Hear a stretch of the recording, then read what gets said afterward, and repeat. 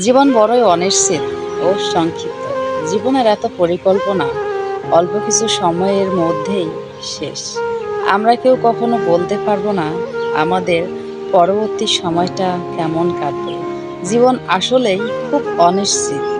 কখন কি হবে কেউ জানে না। আমরা যতই পরিকল্পনা করি না কেন, সময়ের স্রোত সবকিছুই বদলে দিতে পারে।